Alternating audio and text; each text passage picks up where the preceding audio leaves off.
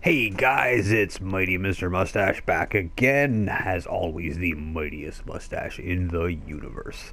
It is reset day here on May the 10th, and for Destiny, it's Tuesday on PlayStation.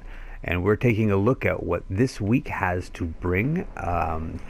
For those of you who really enjoy, sorry, it's May the 9th. For those of you who really enjoy Crucible, Iron Banner is back. That's right, it is the Iron Banner with Lord Salad Dressing himself.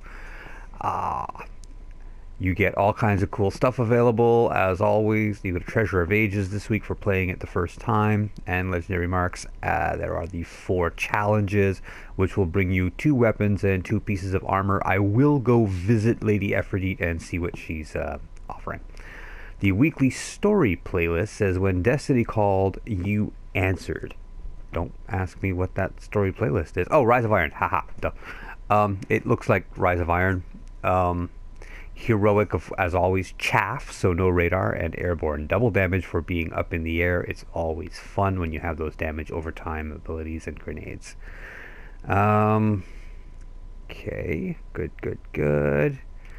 Then we have the Crisis Heroic Strike playlist, one of my favorite places to just hang out and grind up items. If you're looking to get, from 380 to 400, just sit in the playlist, man. Drop those keys, get all kinds of good stuff. We have Void Burn this week. Sorry, I felt a little stuffed up there. Void Burn. So with all of the new adept weapons, if you've managed to get into the raid and grab some, you've got whatchamacallit there from Vault of Glass, the auto rifle from Vault of Glass, which I almost never use. So yeah, that's a good Void one. You've also got the Smite of Mirain, or no, the Doom of Chelchis. The Doom of Chelchis, the scout rifle. I cannot brain today for some reason. It's my day off and I can't think. It's the Doom of Chelchis from the Kingsfall raid, is also Void. Of course, Word of Crota, if you're a hand cannon user, phenomenal. I'm not 100% sure what the Void specific weapon as primary is from Wrath of the Machine, but those 3 are really handy. Brawler, of course, means you do double damage when you melee, so lots and lots of punchy things. And Chaff again, so we're looking at no radars this week. The weekly Nightfall Strike has Catapult. Hooray, it's Grenade O'Clock. If you like throwing grenades, Catapult is your thing. Airborne, so take those napalm grenades, take those void wall grenades, solar grenades, and just paint the ground with them. Jump, be up in the air a lot, and just watch those numbers double. Wow. Rocket launchers all of a sudden become a lot more useful. You don't do crit damage, but you fire it at the boss, jump up, and watch those numbers hit, man. Fresh troops means there will be a lot more basic enemies, and Berserk means they come flying at you and they don't flinch, and yeah, they just never stop. You can't make them stagger, essentially. Berserk just means no stagger. We'll jump in real quick. Here, let's finish the destinations before we jump in. If you are down to do Challenge of the Elders, grenade kill bonus, it is Grenade O'Clock. Nice. Airborne, again, very handy. So it looks like it's airborne. Wow, almost across the board here. That's pretty neat. Fresh troops, so hey, more meat to kill means more points to get, and grenade kill bonus means if you're a void walker, it's Grenade O'Clock. It's high noon. Now, the weekly featured raid is the Dreadnought, is Kingsfall. It makes sense. This was the first 4 weeks ran this way as well. The 3 challenges are the challenges that have always been around with this raid: Golgoroth, Oryx, and the War Priest. The Golgoroth challenge, if you again haven't done these raids, you need to have every member of your fire team take and hold Golgoroth's gaze at least once during each cycle of damage you do them. You don't have to do damage with each gaze capture. You only need to do it, let's say, once. So the idea being, the first person in your fire team who's going to take the gaze holds it while the rest of the team damages Golgoroth, and then at a certain point, let's say 5 seconds or so before that's going to run out, the second person takes the gaze, and then the third, and the fourth, and the fifth, and the sixth, and just cycle it through as fast as you can. The Oryx challenge is, of course, you have to detonate 16 little black bombs, I guess, or orbs of darkness to damage him all at the same time. So you need to do 4 cycles of capturing the relic, and then taking down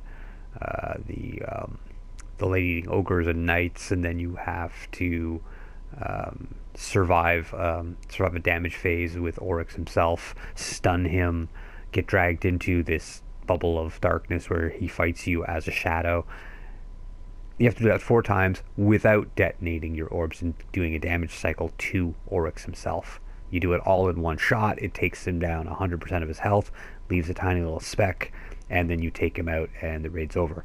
The War Priest challenge is probably the easiest. Each cycle of damage that you do to him, one person on the team takes a buff that allows you to damage him while you're standing in it. That's really that simple. The same person can't take the buff more than once. So usually 2 or 3 cycles is all that's needed. And those people on your team need to know who they are and just know what to do. It's not a difficult challenge. If you're not with a group who can do this challenge, come join us. House Stormwing is always accepting applications for new members. We love having people come and play and raid, and I try to do the raid myself 2 or 3 times every week with all my various characters. Speaking of which, this is my character for the day, my Kawaii Pop Hunter, in some of the Vault of Glass gear. This beautiful vision of alien loveliness was created by my daughter, and I just handed her the controller and went, "Here, make something cute." So I thought I would share that. Let's launch into the Nightfall just to see what it is. We won't actually get into the scrap. With no energy burns, the Nightfall is usually a little bit easier. Almost everything in the Nightfall this week is on your side. I mean, Berserk is a little nasty, but Airborne whether we wanted it or not, and Catapult, wow. So let's get to taking Oh, look at that. It's Rocket's McDickface. It is Volus to Auric. Yeah, it's actually going to be pretty easy to take down, I think, with the Airborne and, yeah, getting to him anyway. The tank's not hard to take down with a good sniper rifle. There's no specific doubling of damage for weapons, so really rely on grenades and being airborne in your supers. That's going to make all the difference in the world.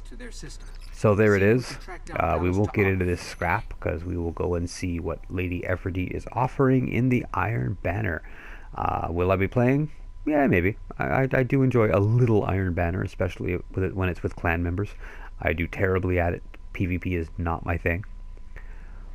But I appreciate that it's a lot of fun for a lot of people. So get out there and get fighting. Lunch. We're gonna lunch. Yes, I saw that invitation. My clan members do love to invite me. We're gonna take one last quick look and see what's available over in the Iron Temple, where Lady Aphrodite is. As always, I'm sure the only weapons and armor that will drop are the ones that are on offer from her, which is a little on the aggravating side. It means you have to keep coming back, of course, to Iron Banner month after month to complete your set. But chances are, if you're a long-time Destiny player, you've completed these sets a long time ago, and you've realized that most of them aren't that hot. So the weapons are mediocre at best compared to some of the other things that are out there. Okay, here we go. Let's go hang out with Lady Aphrodite. That is, in fact, an original hung jury hanging on my back with triple tap and Firefly and a 20-round magazine. It's a lot of fun. I use it for most things. And Lady Aphrodite, way to go. Okay, so this year we have, or this month we have boots, Iron Saga boots, with two different setups: intellect, discipline, discipline, strength. We have the actual body armor, the vest, with again intellect, discipline, or discipline, strength. She's offering the silver dread, which I will say is a pretty good machine gun. Little low on the mag size, but accurate and good firing. Coming standard with perfect balance. Wow, which I would take over braced frame any day of the weekend, twice on Sunday. I know that braced frame does give you a phenomenally good stability, but you don't need it on the Silver Dread. The Silver Dread is slow firing and stable, and I would not want to reduce that magazine anymore. Perfect balance because, yeah. Field Scout to increase the carried ammo capacity, yeah. Maybe quick draw in PvP though. Um, Followed by, this is a tough one, Army of One with the grenade melee cooldown is so good to have, but then again, so is rangefinder.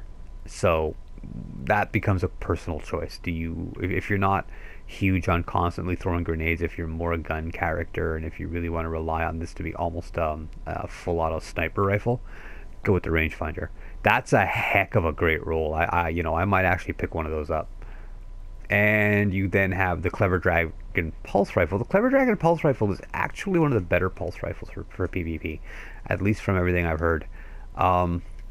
Taking a quick look here, we've got Counterbalance, which is really nice to have. High caliber rounds for stagger. Okay. I would go with, personally, Oiled Frame for the faster reload. Slightly reduced range, but okay. It's an average roll. The counterbalance is really nice, and the high caliber rounds is okay, but this isn't anything spectacular here. There's a lot of better rolls for pulse rifles out there, even for the Clever Dragon.